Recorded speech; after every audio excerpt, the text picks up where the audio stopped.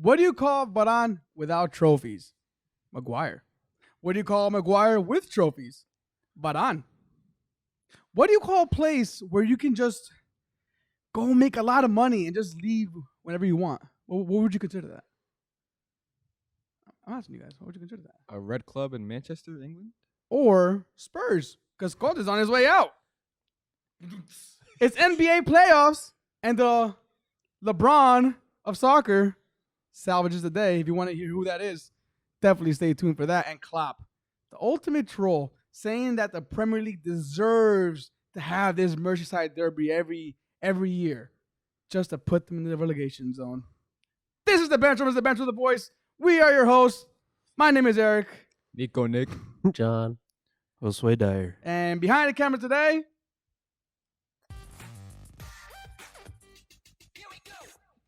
what's going on, guys? I'm sorry I had to get that in there. I just realized today's Monday. I don't usually. It's not your scheduled day. No, I gotta go. I got a game. Yeah, I'll be back. I'm pretty sure that was done last week. Oh, How'd it go, by the way? How'd it go? We won 10-0. Damn. No.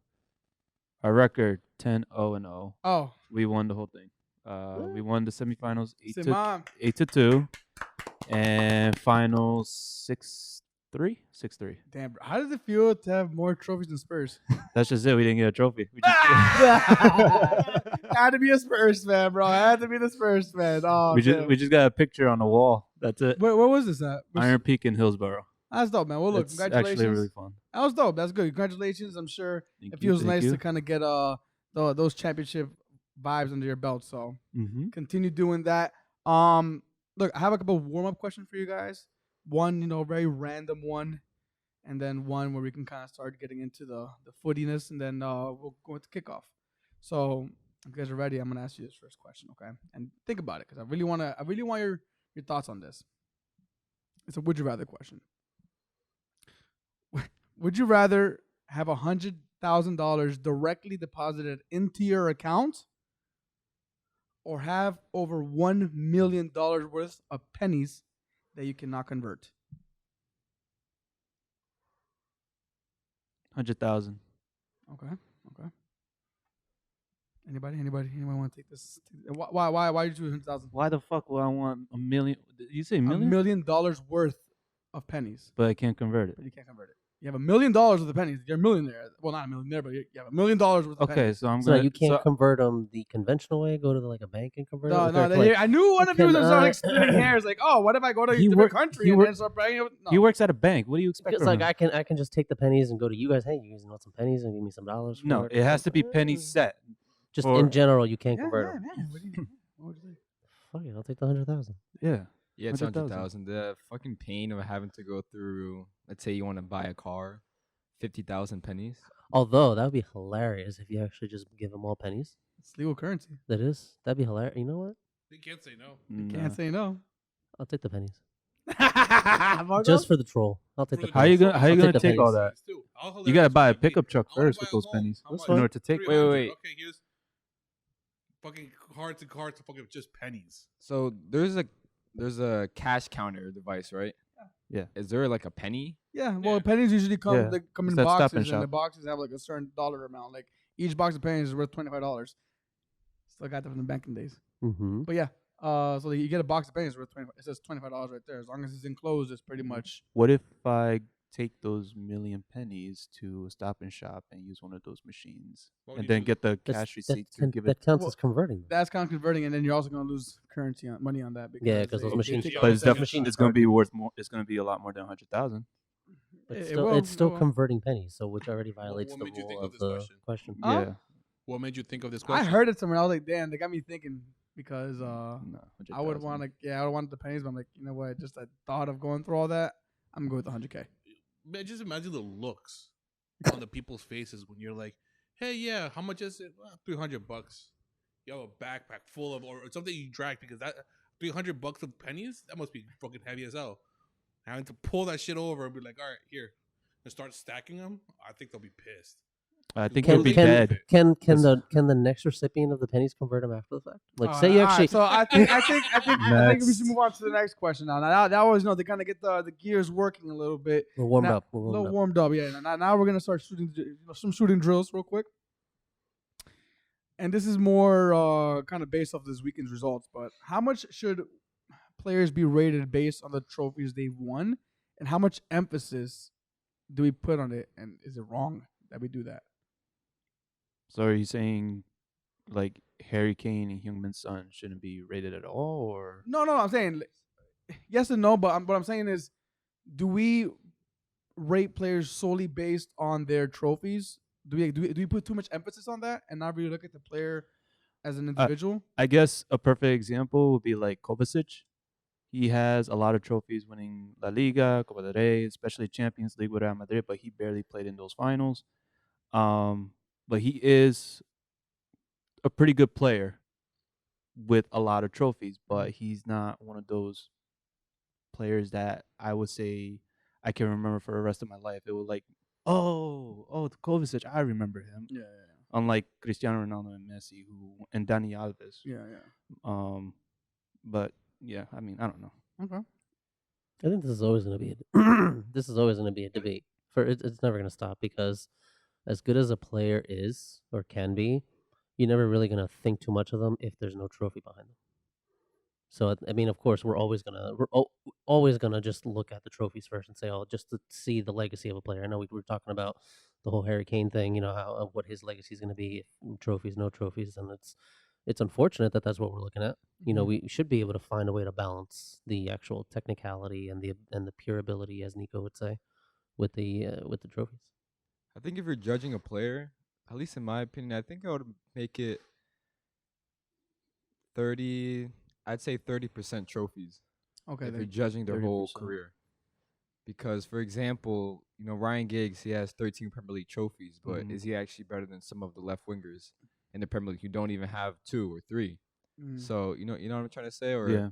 like Anderson, who played for Man United, the golden boy. He has countless, I think he has a Champions League and countless other Premier League titles. And obviously, you're not going to compare him to, I don't know, someone else greater. But the general aspect, I think using trophies, like you said, we put too much emphasis on the trophy judgment. So if you're comparing two players, oh, look at this guy, he has 2 Champions Leagues compared to this guy, 0 Champions Leagues. Or like prior to when like Liverpool won the Premier League, comparisons between Mane, Salah, Van Dijk, the argument would be, oh, but that player has a Premier League trophy. So I think at the end of the day, it all counts towards pure ability. How good are you at football? Agreed. And then if judging how good you are at football will result in how many Premier League trophies you win or trophies in general. It just depends on like your luck, to be honest. It just depends on where you played, where you peaked, like game. everything. Yeah. The game is It's like timing. It's Timing luck. is everything. It's a game of luck. At the end of the day. Also, like the trophy counts. I mean, they're more for like team effort, based on the starting 11, who you got on the bench, your staff, your coach, everybody who's behind for that trophy. And you're not gonna hear like individual trophies like Golden Boot, Ballon d'Or, FIFA Player of the Year. Those are individual trophies that you can actually maybe say that those players actually deserve that. Like they actually made history by getting those individual trophies. But when it comes to those big trophies, the Champions League final, World Cup, that's based on team effort and etc. So I'm happy you said that, because it kind of just spawned in my head. Like, we're talking about players right now, but on the coaches, the other hand, it feels like they kind of are rated on their success, which is the trophy count. Right. Would you say this? Would you guys agree with that? We kind of flip the script with coaches. They actually have to have trophies to be rated in overall history books. I don't Or know. same thing. It just depends on your luck. Because I look at, for example, Marcelo Bielsa, humongous impact on football. Mm-hmm. Not the biggest trophy cabinet as the likes of Sir Alex Ferguson, Pep Guardiola, Jose Mourinho, countless others, right? But his impact on football is ultimately what will be judged on his overall career. So for managers, absolutely. So if I put 30% on players, I'd definitely put 60 Yeah. 60 to 70%. I'd say 60% on managers, because at the end of the day, legacies is all what legacies are determined on like the finals that you win, like the trophy that you win. Basically, like Yeah. you're not gonna be remembered for losing a final, but playing humongous. What do you mean, Poch? Like he's not gonna be remembered. Like By Spurs fans, he is. yeah, by Spurs fans, but You know have what a I whole mean? movie I based on agree. it. Like again, to players like Kane, like there's a limit to his overall legacy. This is Like a other bad Monday. managers, there's also a limit to their legacies as well. Yeah. I was just gonna like mention even like coaches who don't win the biggest trophies, they still win trophies. Like perfect example would be Brendan Rodgers. You know, he went to Scotland. I think he won a league title over there with He was Celtic. invincible, wasn't he? Oh, no, that was Stevie G Oh, Stevie G. Yeah. Was it Stevie G? with Rangers. Mhm. Yeah. Oh Mhm. shit. But he came to Leicester and he's won 3 trophies with Leicester. I think the Community Shield and an FA Cup, maybe 2 actually. But like even like that, like Brendan Rodgers, even small trophies will put some kind of legacy behind those coaches. Even if like they don't win, you know, double digits like Pep Guardiola, Carlo Ancelotti, etc. of all those coaches. All right. Well, I think we got the shooting out of the way. I think we're ready to get into the actual footy. Gat, you ready? Let's do it. The first game, 7:30 in the morning. Nice up and early, right? Yeah. All right. Hold on, before you continue, Yeah. how much are you gonna troll with me this Monday? I just want to be mentally and emotionally prepared. Look, if you open the door for me, I'm gonna step through. I don't even talk. You're here. That opened the door. Jose, I did ask you if you were ready to talk shit earlier today. When you're not here, the door is ajar for the trolling. When you're here, it's wide open. My glasses are a little. Look. I am not. He uses the Arsenal jersey. Look at him. Oh, what a bitch. Okay, that's funny. You're an asshole. Well, I gotta match your energy, so. Well, you let's know do what? it. Huh? Let's do it. I gotta match your energy, so. Well, I know what you were doing right now. You're cleaning his glasses and wiping away the tears from the Manchester United fans. 3-1 at home at the Emirates. Yeah, I'm gonna give you the privilege going first because I want to hear your point of view as to what went down. I'm very curious to see if I'm just curious to see what your thoughts are on the whole game before Marco and I kind of give you our inputs. Well, it was what I expected. I didn't expect to win this game at all, just because we're shit right now. At least we played better than we have played recently. Especially, I mean, of course, after the goals came, it sucks that it took 2 goals for us to finally show up a little bit. So it was nice to see that at least at least they tried and they made the effort. I don't know what the hell happened on that first goal. I have no idea what the hell happened, and So you want to start there real quick? might as well. It only took 2 minutes, 3 minutes. Well, let's go from the beginning to the end because a lot happened this game. You know, I think you made a very good point that you guys looked a lot better this game. I would say the first half was probably the one that you guys should take advantage on. But yeah, Varane. If you're Mcguire and you see that shambolic defending and you're the one that's supposedly the one that's in bad form and you get dropped, what's going through your mind? And what are your thoughts on Varane right now as a whole? Naturally, if I was Mcguire looking at that, I would say, well, I got dropped for that. Yeah. That would be the first thing that comes to mind. I would hope that he would then look back and say, oh, well, you know what? I probably have been looking like that too. So we just gotta put the work in and see what happens. I mean, I don't know what the hell actually happened to him. I don't know. He just turned the wrong way. He had his back the wrong way. He tried to use both his Varane leg. and Telles, both of them. Well, I don't blame Telles because Telles assumed that Varane was going to take care of that. No, but as a soccer player, you got. I know you have to prepare. I know you have to stay alert, stay alive. But gotta be on your toes. But still, to some point, like when you see that a player like Varane is right next to you and the ball is coming right at him, you have to assume that a player of his talent and of his quality, he should be able to take care of that, no problem. I know one person who would disagree with you on that, and he's sitting right next to me. Nick, you think Varane's overrated? And is this another example of his overall Manchester United career of why he's not the right fit for this club? Listen, the only reason why Rafael Varane was rated highly is because of his Wikipedia page and his CV and his resume, his 4 Champions League titles, his World Cup. Too much emphasis on trophies. Back to the That's initial question. why I That's the came to reason that why. question. Like, also, like he's a crazy player on Ultimate Team on FIFA. So a lot of people who watch football play FIFA. So Associate. the guy has like 86 pace on FIFA. But either way, like he's just one of those players where look into his eyes, man. He's not that good. He's just not like I'm Madrid, right? I'm sure Marco will maybe go into depth on this, but when Sergio Ramos left that season, Varane was just meh. Like he just looked like any other center back. Like he kind of looked like Militao, even though Militao's a little bit tad better. Like remember that Champions League tie against Man City when Gabriel Jesus like had Rafael Varane like as his dog. Like Yeah, him on toast. Varane's a weird player, and I think when he joined United, everyone thought like his whole unveiling at Old Trafford. I think he was announced like 12 minutes prior to the Leeds game or some other game. Mm-hmm. Everyone thought like it's because of his CV. Like the guy was starting as a, and I'm not saying he's not that good because if you're good at football, you would start for Real Madrid. At the time they're top 2, top 1 best clubs in the world. They made it to 4 Champions League finals. I don't think he started the 2014 one, but the No, it was Pepe. it was Pepe. What did he start? Sergio Did Pepe Ramos. start 2016 against Atletico as well? I don't remember. I think he did. I think Pepe did. So After I think that, I think he started every other one after 17 and 18. So if you're good enough to start for 2 Champions League finals back to back, obviously you have some quality. But if you look at kind of take Varane out that little situation, I guess. So do you think I that don't know. he just needs the right partner? Because that's what he had at Real Madrid, which was Sergio Ramos, which, I mean, if you're looking for a center back leader, that's probably one of the best, if not the best leader in center back in the entire world. So would that be a solution that United should look at? Is like maybe not. I mean, they can't get rid of the guy. They just brought him in. They gotta find a solution for it, right? So do you bring in a better partner for him that suits what you're trying to do here? I feel like in the beginning of the season, I feel like everyone said Mcguire and Varane were going to be a decent partnership. At least I said that because they kind of complement each other's games.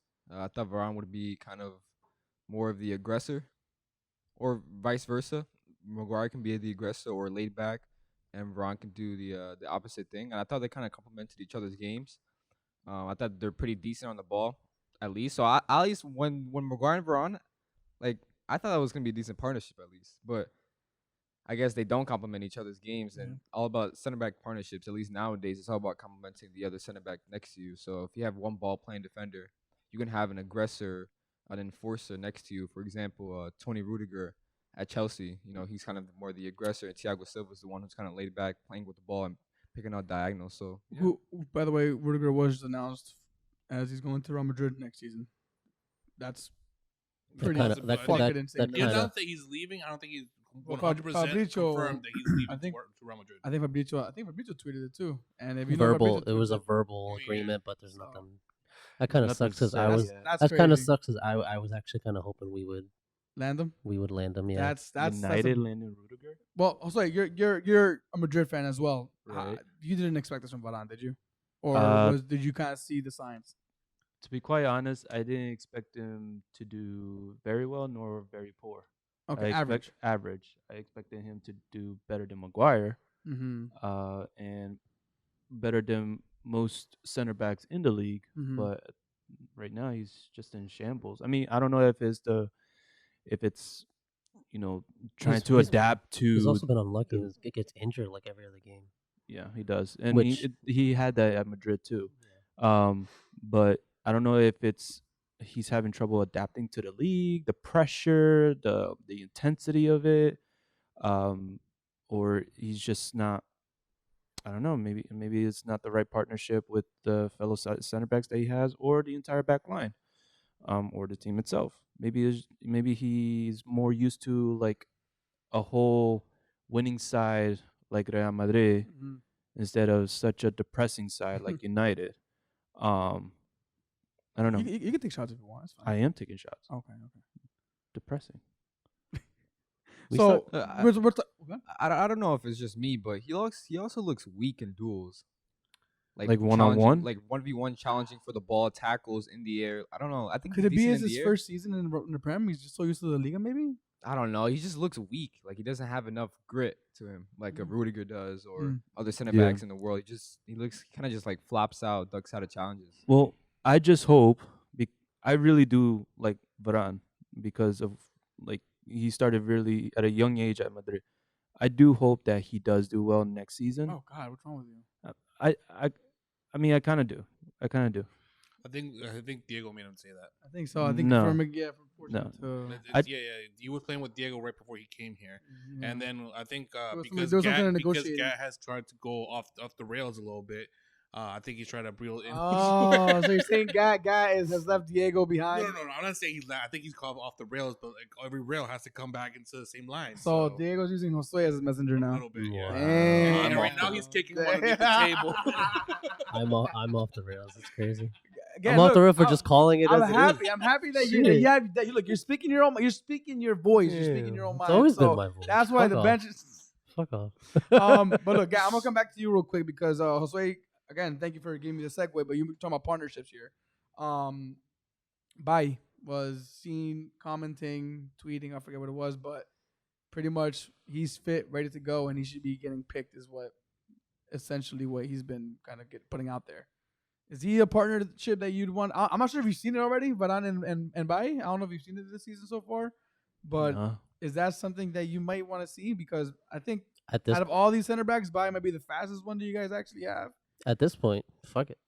And given what you guys need out there, Mcguire's not fast enough, but I don't know what's up with him, but I would definitely like to see it. But I don't buy I would definitely like to see it. Why not? Varane needs a strong. He needs a strong firm part, which is center why back next to him. yeah. Which to was be kinda able to why I fight was his hoping we battles would get in a Rudiger. sense. What did he have at Real Madrid? He had Sergio Ramos, one of the most ruthless, in my opinion, center backs out there. Varane feeds off of that One energy. that doesn't give a fuck that if he walked away with the red or not. And sometimes it kind of looked like that. Yeah. He would do anything to take the dub in a sense. We saw what he did to Cuadrado at the fucking final of Juventus.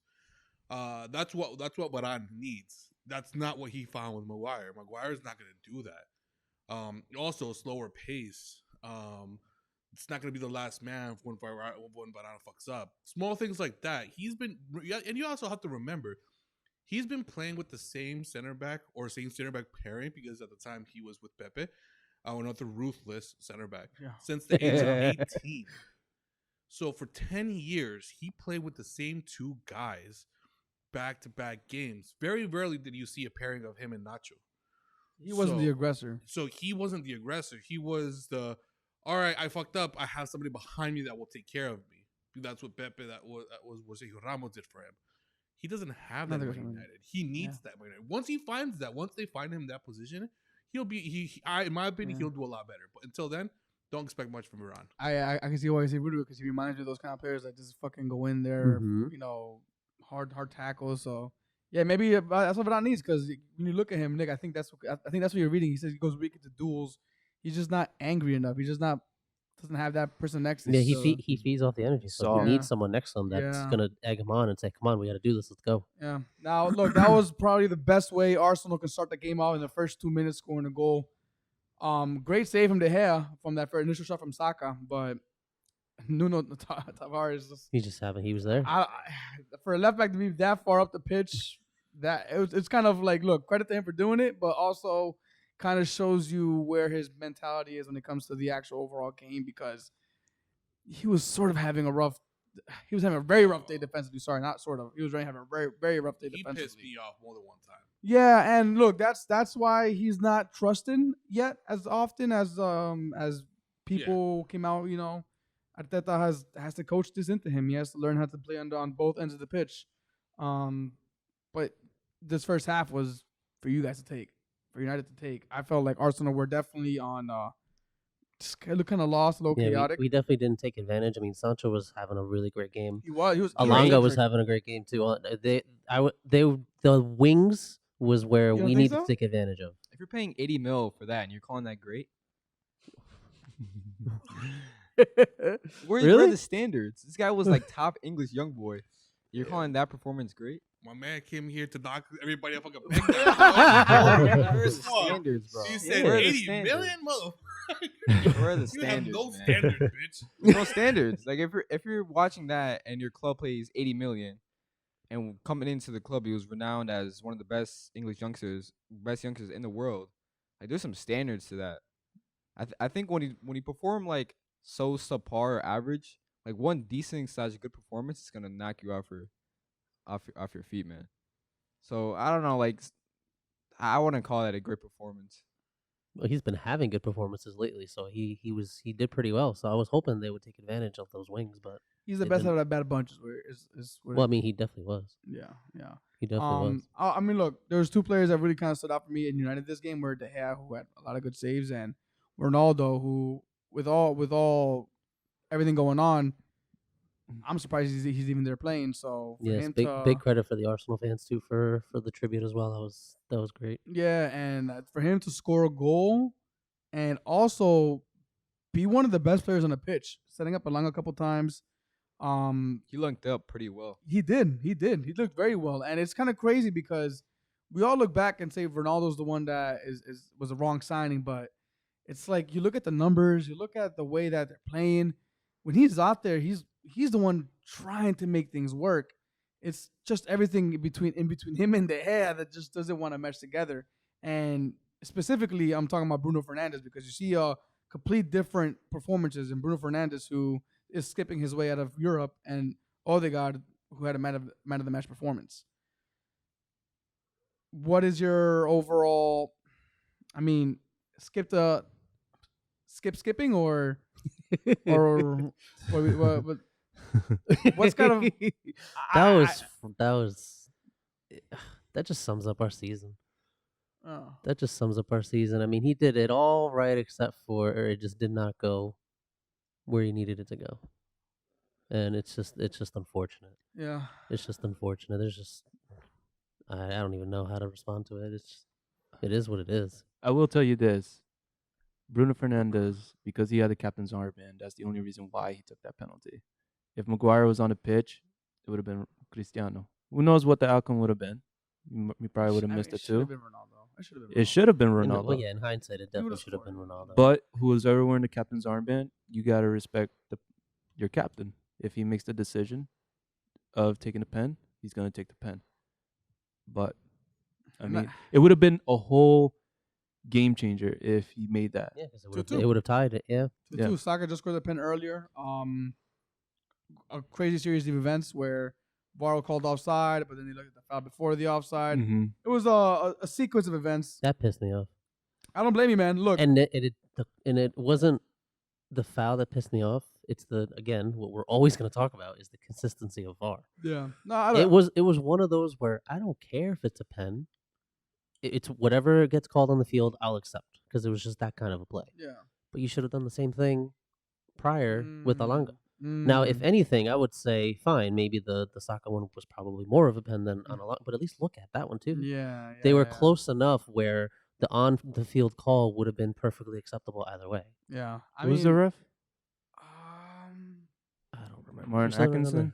on the top of the sheet there. Craig Paulson. Craig Paulson, Paulson. thank you.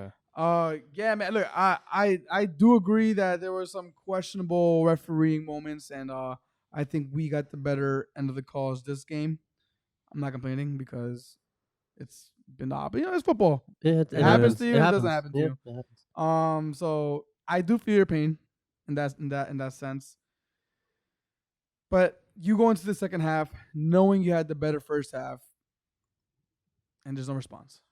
Granit Xhaka has One hell of a goal. his not yearly, but his expected long range screamer against United, which he loves, and it just kind of kills the game out. Granit Xhaka, El Neni, phenomenal in the midfield, kind of control, and as far as an Arsenal perspective, really showing that they're the seniors of the team and controlling that midfield, calming things down. But They great. relieve pressure so well. Yeah, and El Neni, for somebody who hasn't played all season long for the most part, this is the second game starting. He's those kind of players that you want to keep on a team. Those fringe players who could go somewhere else, but are just happy being that role player in the squad. Like he's perfect for that because he just came out and said, "If Arsenal told me to sign, I'll stay here." And he hasn't been playing all season long. For a player to come out and say that is because he really wants to be there. So I mean, he's not the best. But he's not the such worst a either. he's such a what's up? And he's not the worst either. He's such a like Solid. a safe player. Yeah, he comes in, he gets the job done when called upon. Yeah, safe. You know, like He from every time I saw El Nani, he always gives his 110% effort, win or lose. Yeah. So you gotta respect him for that. Yeah, and I'm Granit Xhaka is winning over the fans little by little, which is making me happy to see because He blew a kiss to he the blew a crowd. kiss to the crowd. Yeah, Mhm. because he's been having a rough. So it's great to see that things are looking good for us again. We're top 4, 2 points ahead of Spurs, which we'll get into very very shortly. But yeah, man, 3-1.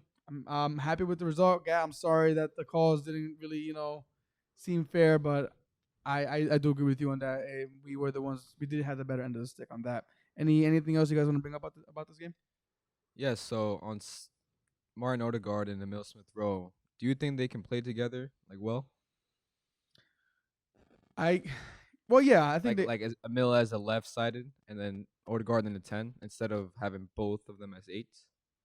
as a So do you think they play? Because I think general consensus is that like when they have, for example, Party as a lone DM and then you have Smith Rowe and Odegaard as the 8s ahead of them, and then Martinelli a striker, then Saka on the right. Mhm. I think it's kind of general consensus that they don't play well. Yes, But Smith Rowe out on the left, Odegaard in the 10. Do you think they can play well I together? I think they can. Well, the thing with Smith Rowe, I think he's really good at. I think they could play better as the 8s. They just need more time because Smith Rowe, if you notice the way he plays, he's very late to the box. He's not always in the box waiting for the ball to come in. The goal against Chelsea, he arrived late, slotted that in far corner. Those are a lot of his goals that he gets. If you look at his majority of the goals this season, that's him running, making that late run into the box. So I think they can get it right. It's just a matter of just time and just coaching.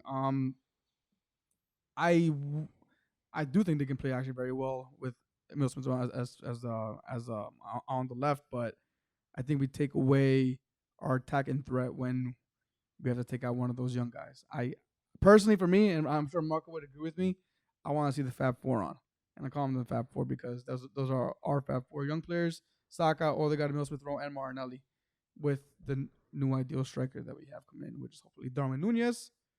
So one of them in the 8. I think Odegaard, Emil Smith Rowe, Martinelli, new striker, Saka. I also heard that Arsenal are in talks with Gabriel Jesus. Yeah. So yeah, I mean, I don't know how true it is, but it's looking very, very likely. Well, David Ornstein was reporting it. I so. saw that, and I looked at the sources and I see. I was really trying to see where this came from, and it's just more like word of mouth that do head meetings, but nothing concrete. I think it'd be a great pickup, but he can't be the only pickup in that position. We have to get somebody else. Like, yeah, pick if he's out there available, get him. But we have to get somebody else too. We can't just rely on him. But I think he'd be phenomenal. He can play across a whole front 3. Hey, you want that, and he's great at link-up play, which is exactly what Lacazette does, and he's great at finishing, which is exactly what Lacazette can't do. So it's a good fit. I personally want somebody more threatening, not more threatening, more Imposing. Imposing, yes, thank you. In the attacking third, but I mean, do Man City have that, and are they struggling? No. So if Arteta can find a way, I'm all for it. I'm all for that. Marco, Jesus. I'll take him if he's available. Not my first pick though. I feel like there's other players that we would benefit more from than him. But I don't know. I just as a striker, I've never really rated him. I don't feel like he's an actual striker. But like I said, if he's available, fucking grab him, man. He will benefit more than he will destroy the team. That's at the end of the day. So fucking take him. Might as well. Yeah, I don't think he'll be too expensive. I'm sure I feel like the last couple of seasons he's been kind of phased out of the team. The really only time he's gotten like his best minutes was when Pep Guardiola kind of had his doubts over Sergio Aguero in that 17-18 season where he played Gabriel Jesus a lot, and then he'd sub him out for Aguero. Gabriel Jesus played a ton of minutes. Ever since then, he's kind of faded out of that striker position. Obviously, he's playing out on the right, so like you mentioned, Marco as a striker, I'm not that convinced, but yeah, it's definitely there's not that many cons to it. He won't be on high wages, and I think he'll probably go for a cheap end because I think Man City will just end up. All right, let's just let this guy go at this point. And sometimes you want that kind of player who never really got his chance. Like he's always almost there. He's always almost the one that leads. He was supposed to be the next Aguero, right? Wasn't he when he originally went? He had a great season, and then it just kind of it was like a roller coaster for him there. So sometimes you want those players who want to prove themselves, want to be the main guy, and if he has history with Arteta too, so maybe there's something there that's deeper. So I mean, I'm excited to see this transfer window. What's going to come of it? Again, Jesus had a great game this past weekend, just probably increasing his price tag, scoring 4 goals. Man City winning 5-1 against Watford. No more Big Six teams to play until the end of the season, so this is their final run. They're in the driving seat. I don't think anything else can be said about that besides that. If they lose this next game, it's Liverpool have to pounce jump on the opportunity. But anything on Man City destroying Watford 5-1? Sorry. Nope. I'm surprised the one went in. Yeah, for That's real. about it. Oh wait, we gotta do score. Or we'll do it at the end. We'll the score updates and everything. You want to do it this week, or do you want to do it on Wednesday? Do you want to do it today, or do you want to do it on Wednesday? Well, keep in mind, I don't know if you want to mention it, but we still have another game that was moved. United play Chelsea on Thursday. Okay, so we'll do it today, and then we'll do predictions on Wednesday. Okay. We'll do the yeah. update today. Yeah. This past weekend. All right, I have the numbers. Cool. And then we move on to the game that I was personally waiting for: Brentford versus Spurs. 0-0. Spurs 0 shots on target. Since Son's 4th goal against Villa. And the XG for this game, 1.32 for Brentford versus 0.52 for Spurs. 3 massive points dropped. All to play for in the North London Derby. Josue, what's your overall reaction to these recent 2 performances, and what's to come ahead? I don't know. Against Brighton, they were. I don't know. I was there with you. I really don't know what was going on. I really don't know what's going on. Kane has kind of been MIA a little bit. Kulusevski's, when he's getting the ball, he's kind of lost a little bit. Son, same thing. I don't know what's going on. I feel like Conte is having too much trouble with the wing backs right now. That's where our biggest issue is right now, because he keeps switching out back and forth with Emerson, Reguilon, and Sessegnon. I mean, I know Sessegnon just came back from injury, and we lost Doherty. Yeah. And Doherty has been doing pretty well. ACL, was it? Don't remember what knee injury But he had. he's out for the He's season. out for the season. I was watching the game. It was just so boring. It was really boring from Spurs. There was no, like, they're not playing the way they did against Aston Villa and Man City. I still remember that match where they tried to look for Kane to get into the false 9, and he could give that through ball to Son or Kulusevski. Son and Kulusevski, they weren't making the greatest of runs. Brentford, and they are in pretty good form, and they were marking the players pretty well. I'm not gonna lie, their marking was really good, and we got really lucky that the ball did not go in when it hit the post. But I just think I also feel like we're missing that creative midfielder. Because we're not really getting it from Bentancur or Hobier right now. He's playing for Brentford now. Yeah, I know. I miss him. Oh, I was hoping for him to score. I really did miss him. His corners were lethal. I think Spurs are just one of those teams where, I mean, everyone knows what they're good at. They're good at attacking the high line and hitting you on the counter. All you have to do is just not let them do that. They don't adapt. So if you don't let them get on the counter, if you don't have that high line and you just sit back and let them have the ball, they're just, I don't know if it's on Conte or if they are just really just missing that creative player, but they're not adapting to being played against. And that's what's causing them issues. Is that on the players or on the coach? It's got to be both. I think it's a little bit of both. It's got to be both. I mean, Conte, the kind of manager he is, he should definitely be able to say, okay, listen, they're doing this to us, so we got to do this, this, and this. But it should also be on the players to say, you know what, we have to do something. Yeah. It's just really confusing with Tottenham right now, because I really don't know. Like, they have amazing matches and amazing goal scoring games, but then they lose one and then they're just bleh. And it was just boring to watch. Like 0 shots on You target. can't break down opponents. Tottenham can't break down opponents. No, they can't. Like Gad said. Like for example, when Poch was was manager, like for example, in the back you had like Kieran Trippier, Kyle Walker when he was at Tottenham. In the midfield, he had the likes of Musa Dembele, Christian Eriksen, Dele Alli still in his peak. Mm-hmm. And then up top, you obviously had still peak Harry Kane, Heung-min Son, Mm-hmm. and one other. So there's a lot of other better players to really break down opponents. So when it comes to really that killer pass, whether Musa Dembele or Christian Eriksen had, like you mentioned, Bentancur and Mil Højbjerg aren't really box to box kind of midfielders. They're more kind of laid back, particularly with Bentancur, who likes to create from deep. And really, he's just a classic 8. He's not gonna make late runs inside the box, third man runs. So ultimately, like for example, like Emerson Royale, I think he's so bad that Tottenham fans look at Matt Doherty very good. Oh shit, he's in Doherty's bad too. No, like Doherty, like he's not the greatest, but like Emerson Royale is so bad that when they see a decent upgrade on Emerson Royale, when Matt Doherty comes into the squad at right wing back, he kind of looks like an improvement, which he ultimately is. But like you mentioned, those wing backs like Ryan Sessegnon, I think he had his time out. I think it was Hoffenheim in Germany. He comes back, like, he's alright. Yeah. He's alright. Emerson Royale, he came from Real Betis. Ever since he's come in, he's been fucking horrid. Like he is like not good going I forward. see why Betis got rid of him because they picked up Hector Bellerin, Yeah. and he's been doing really well at They Betis. just won. Yeah, they just Yeah, they won. won Copa del Rey final. That's crazy. So I think when you mention is that the player or the manager, I think it's both. But if I were to lean towards one, I think I'd go towards the player. Mm. But I think Antonio Conte, he's never really had his side break like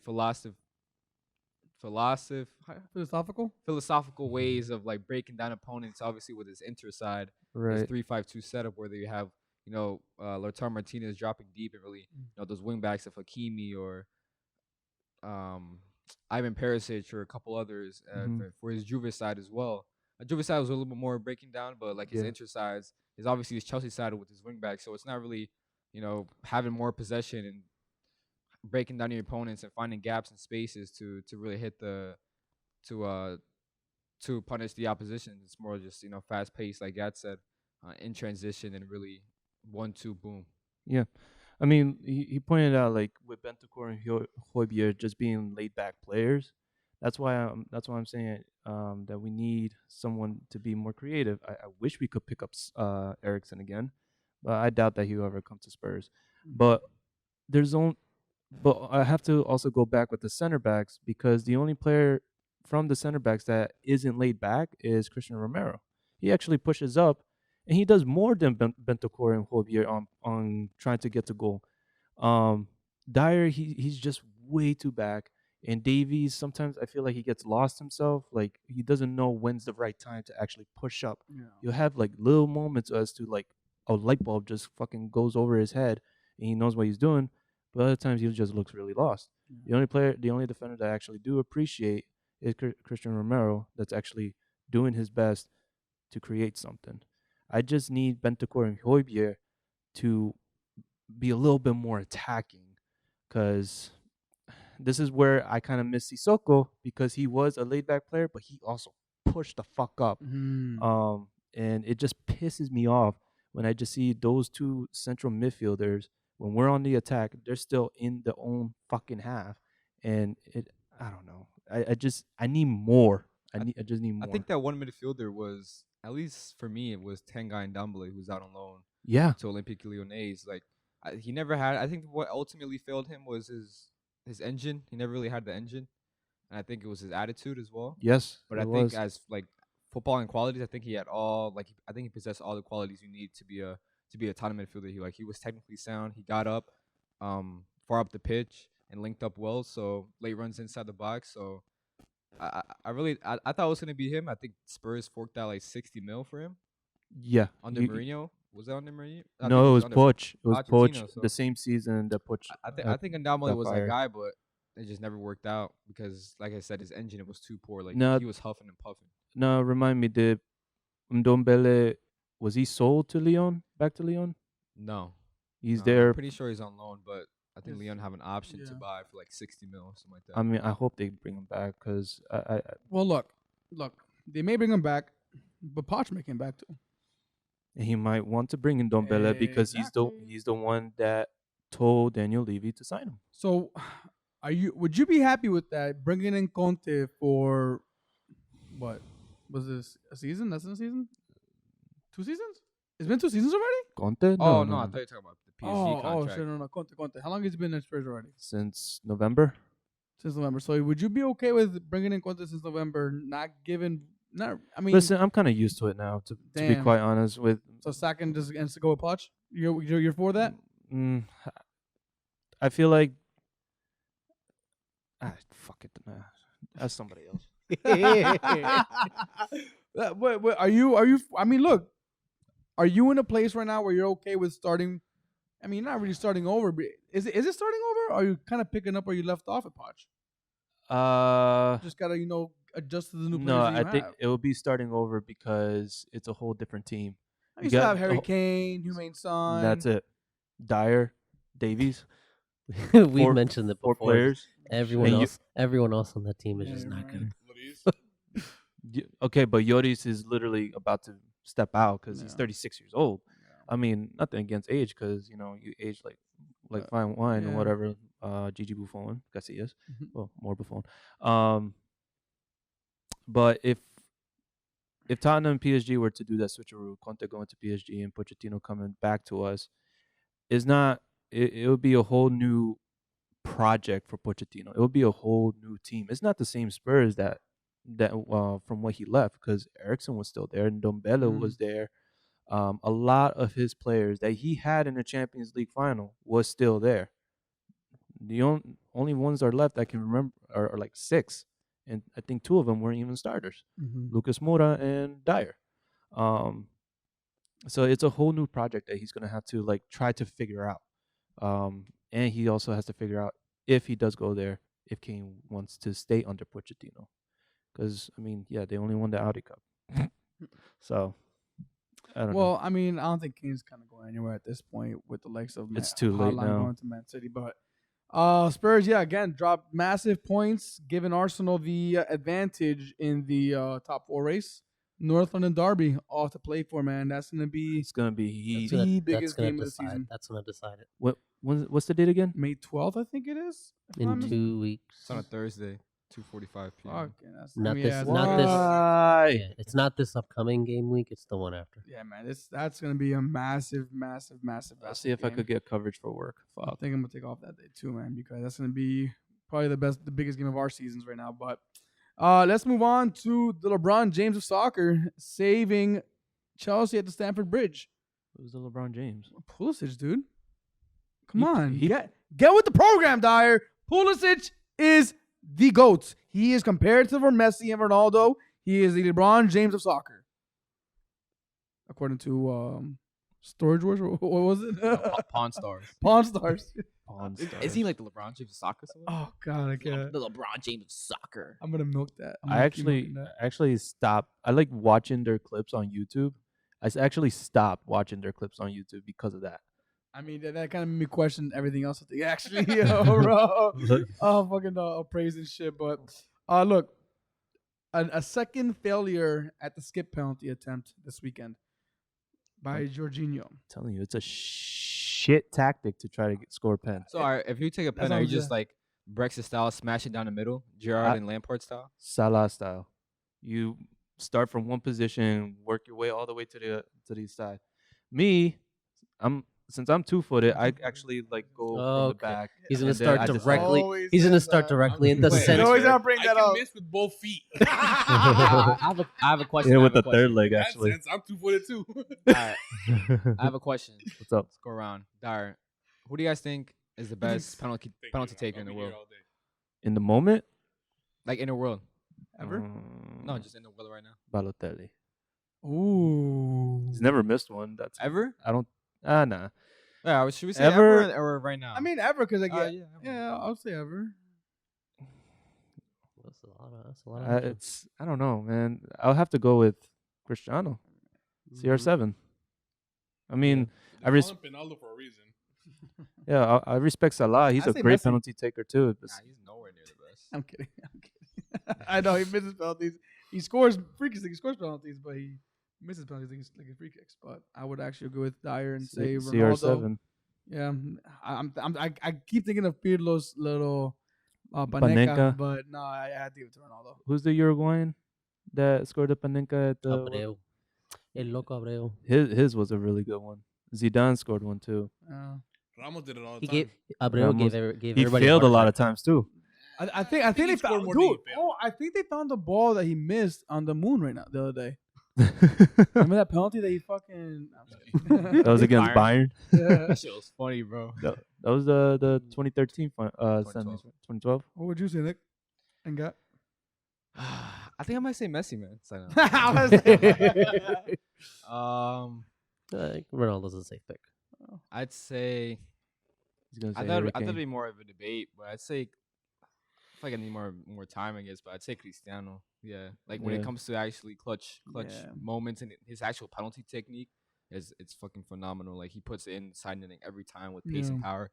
And I also think right now in the world, I think Harry Kane has amazing technique. I love penalty He techniques. does. I love them. I don't know why. I love penalty techniques. The way Kane runs up the ball, and I think the last time I seen him miss a PK was against Denmark in the Euros semifinals. But his technique is amazing. I love good penalty techniques. I'm sure you guys seen the video of Ronaldo's penalty when he says his planting foot, how the ball actually like Lifts he up. says Lifts it's so up. hard Gets that PG. it's like it lifts up. That's crazy, man. That's insane, man. It's extreme strength. But yeah, I would. Yeah, I think Ronaldo. Would you say as I'll well? go with Ronaldo first. Hold on 1 second. Who's second? Sergio Ramos. Is he actually a good PK taker? Or? Bro, he took the PKs after Ronaldo left, and he always scored them. Bro, He missed. before that? He missed a handful, but that was it. Panenka merchant. Man. All he did was fucking do panenkas. That's all he did. I And would. they were I all would. good, too. So wait, Ramos You- second? No. No. No, I don't think so. He's right. I wouldn't put him top 5. Maybe top 10, but not top 5. I enjoy Like, of watching cur- just the of current we all yell players? Panenka. Of He's current one players, of them that no. would actually do it, and he scored 8 times out of 10.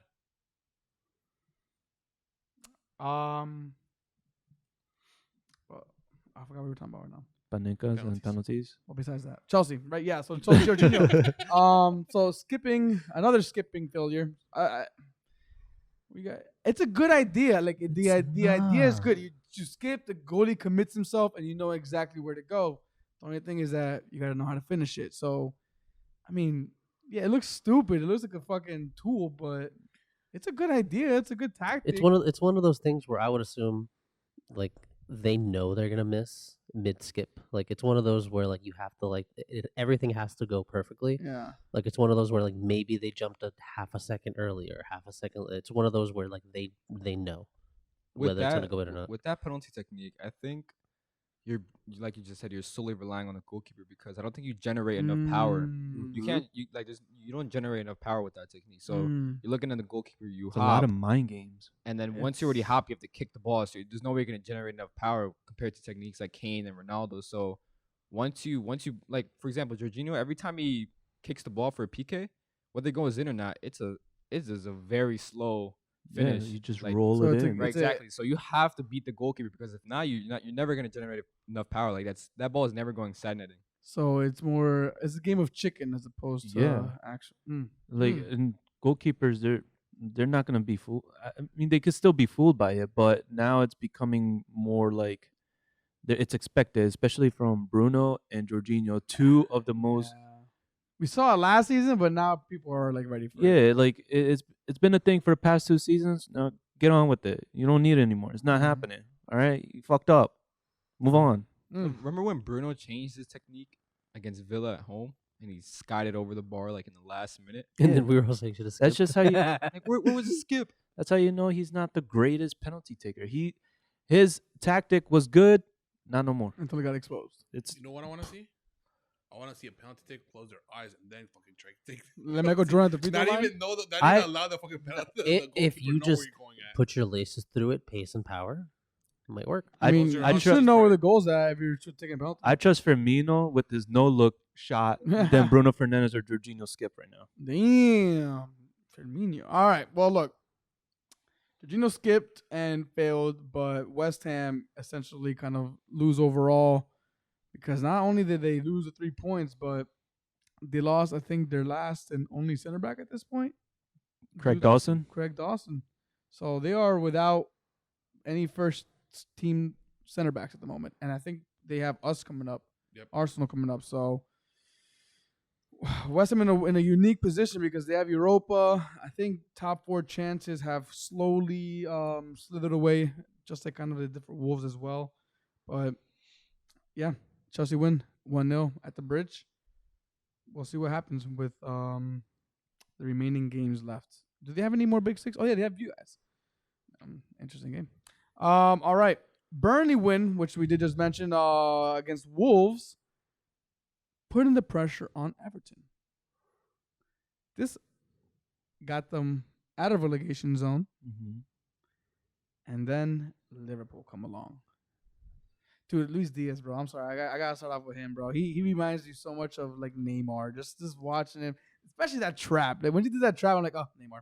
That's Fucking Neymar. That's prime Neymar 2016 right there. Yeah. That's prime Neymar He's like- 2016. Luis Diaz, that to me is kind of like a coach's dream because he kind of just slotted in, and not only does he fit the system, he meshes in so well, but he's already showing like the level of confidence that you'd expect a player who's been in the league for X amount of years. So for him to just kind of get in there, already mesh with the team, already showing that kind of confidence, just shows the level of the mentality that's at Liverpool Football Club right now. And to think, it's all Dyer's fault for it to happen this season. Way to too fucking early. go, Spurs. Way to fucking go. Way to fucking scare them away. God. I actually think that it was a win-win for both teams. I think Luis Diaz obviously he plays on the left. It's Heung-min Son's position. I don't think he would have replaced Heung-min Son at all. I don't think he's the best. Like, he can operate out on the right, but obviously it's not his sole position.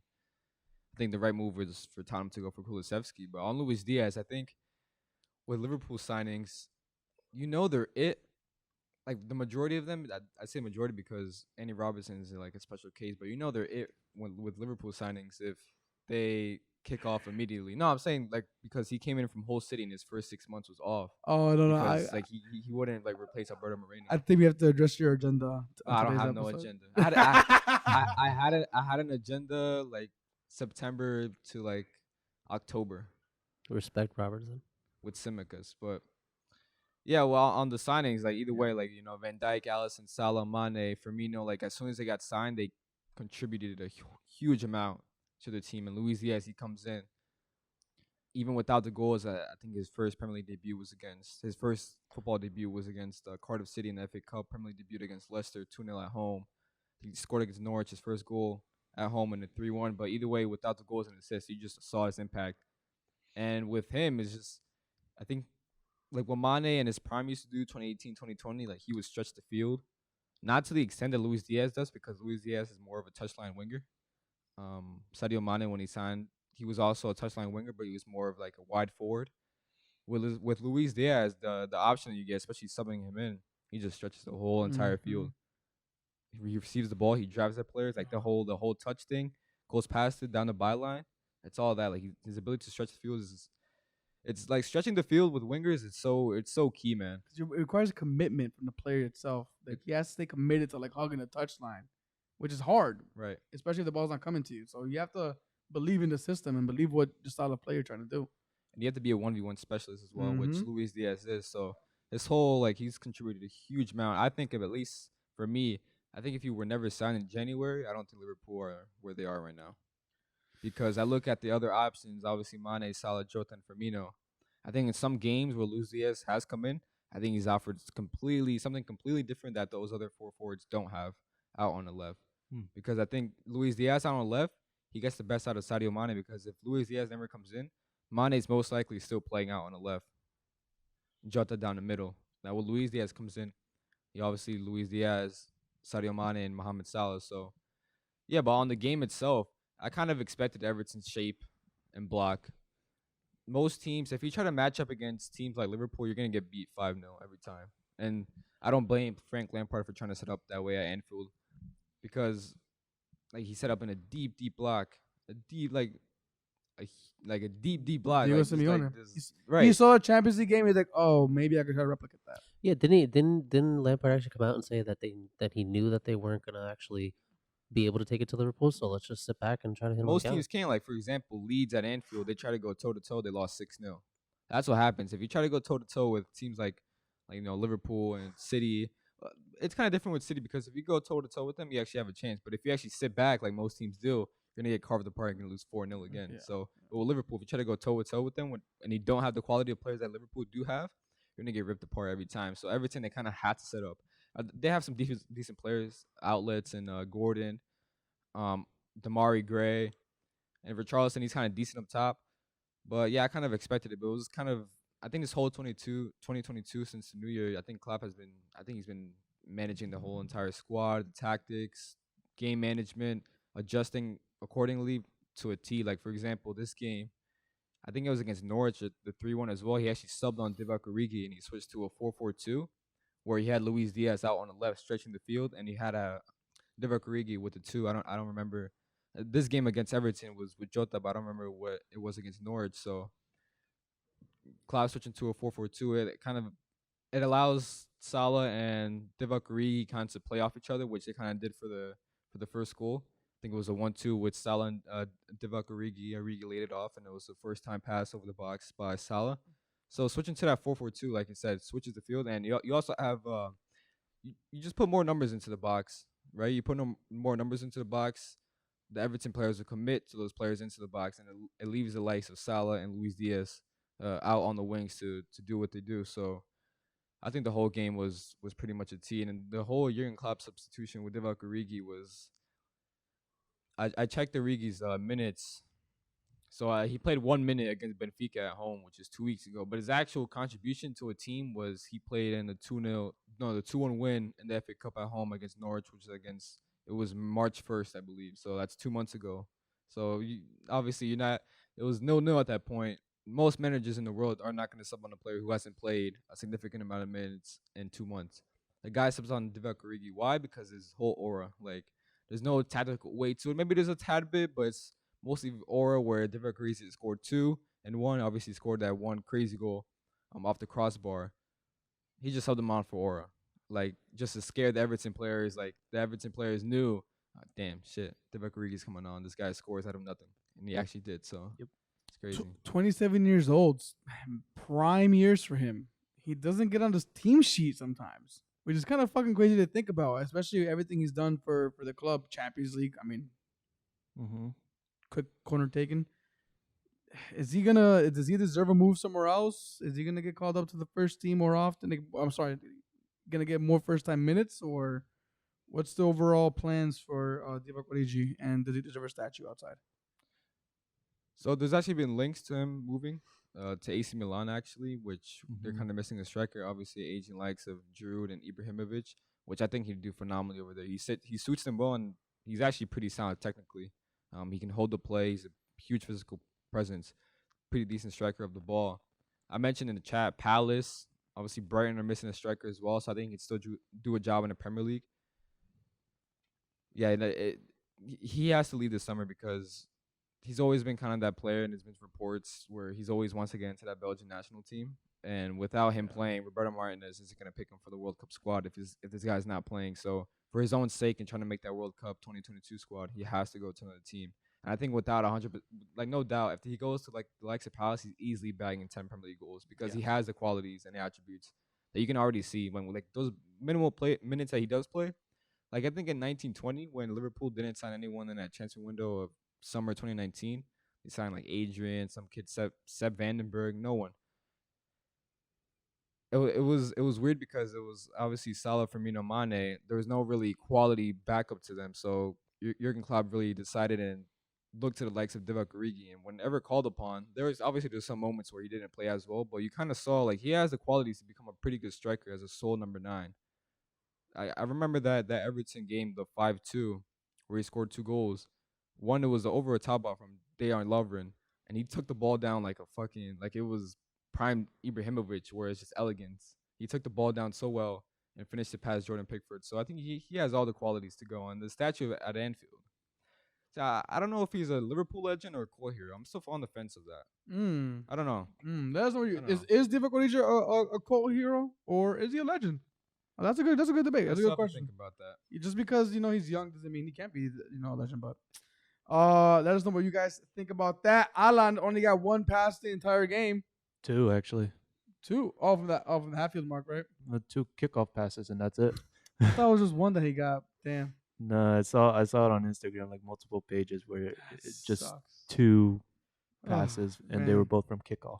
So Everton are now in the relegation zone. I know. This is crazy, dude. This is fucking crazy. By what? Everton- 2 points, I think. By 2 points. They have games in hands, so let's keep that in mind. But they are in the relegation zone. Southampton, Brighton drawing 2-2. Again, Burnley beating Wolves 1-0. Wolves fading out as we were expecting them to. Leicester, Aston Villa 0-0. Brendan Rodgers, man, just an expert at mediocrity. He needs to win the Conference League. Yeah, for real. If he doesn't win the Conference League, he's gone. Norwich and Newcastle. Now, Newcastle's really been impressing me, honestly, man. And I saw something that kind of surprised me on here we are. So Newcastle spent 90 million in January and have since taken 32 of possible 45 points. That's pretty impressive. Manchester United spent 120 million in the summer and took 24 from their first 45. Of course, you can always, select time frames to suit your statistic, but I saw that online and I find it kind of find it surprising that Newcastle are doing so well under Eddie Howe, who I think for the most of us kind of questioned that appointment with the project that they were trying to build, but it's looking pretty good so far. And Yeah. Newcastle, if I'm not mistaken, or one of the only, if they might even be the only, I could be wrong, that they play City and Liverpool still. And with the way they're playing, they're gonna want, even though they don't have anything to play for the most part, they're gonna wanna come at them. So if they're gonna have something to say about who wins the title. Well, they're top 10 right now, which is, pretty impressive for them. Bruno Guimaraes and Ellington getting on the score sheet. I wanna ask you guys this, and I'm sure we'll go over it once the Premier League season is finished. But I think Newcastle's in 9th place. Yeah. All right. What should Newcastle target next season? Top 4, top 6, top half? Realistically, with the money they're investing, I'm gonna say European competition, including the Conference League. Yeah, top 6 to 8, I would say. Even making it to the Conference League would be big for them. Yeah. I think top 8 as well, and they're only 6 points. They have a game played over Wolves, but they're 6 points behind Wolves, 43-49. Honestly, dude, They can definitely get Mathematically, I think mathematically they could do much. They could can do expect more. a lot more than that. Question: That's a good point. Should they expect more depending on how much money they spend this summer? Yeah, I think. So the more they spend, you think they should expect to finish top 4? Yeah. And with maybe a trophy or something. I don't know, FA Cup, Carabao Cup, something like that. Do you think that should be the expectation depending on how much money they spend? I feel like it would be too Too soon for an expectation like that, to be quite honest. So I think Europe is a good starting point. Yeah, Europe is a good starting point. I do see what Marco's saying. I kind of do agree with that because if you're spending more money, that means you're buying essentially a higher quality type of player. So And you also- want him. And you're also building for now and not rebuilding for later, like for eventually for the next 5 years. like Man Because City. if you spend a lot of money now, you want results now, Before. not in 2, 3, 4 years. Because you're not buying for a rebuild. You're building for wins, in a sense, depending on how much money you spend.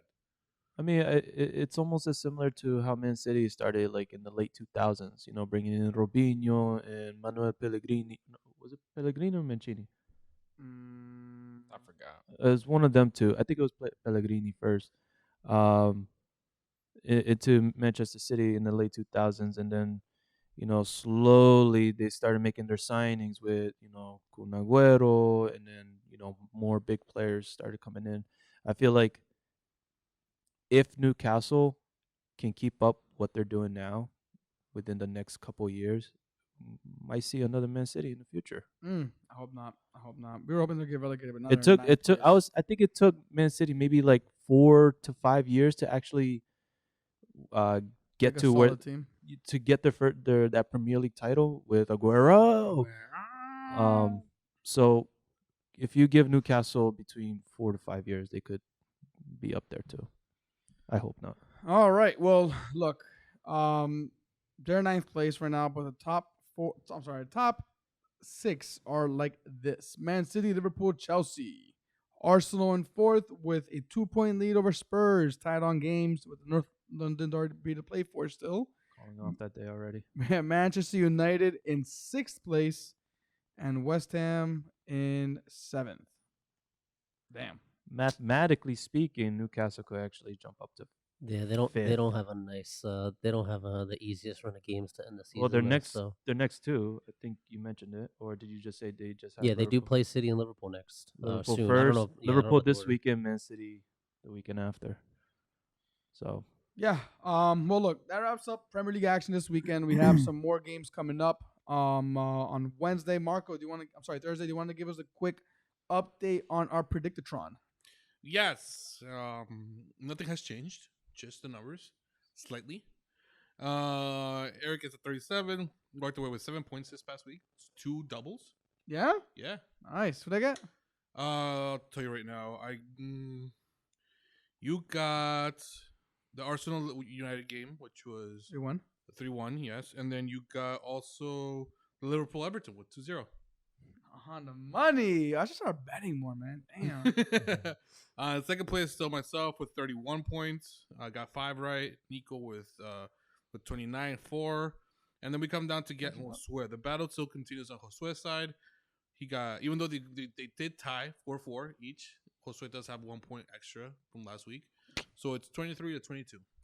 There's 2 trophies right there. There's the World Cup and the toilet trophy. I'm really curious to see who's gonna be lifting the toilet trophy at the end of the season. So I'd rather get the soccer ball. that's fine.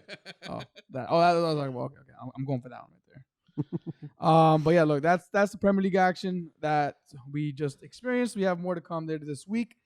Tomorrow and Wednesday, Champions League is back. Semifinals. Man City versus Real Madrid and Liverpool versus Villarreal. Predictions? Well, both games are in England. I'm gonna say Man City to Madrid 1. Okay. And for Wednesday, this is gonna be a tough one. Really? I don't know. It's because I feel like Emery is really good at knockout games. But I still think Liverpool's gonna win it 2-0. I think it's going to be 1-1 City Madrid and 2-1 Liverpool. Madrid City. Games at the Etihad. Games that is at the Etihad. I think Man City are missing John Stones, Kyle Walker.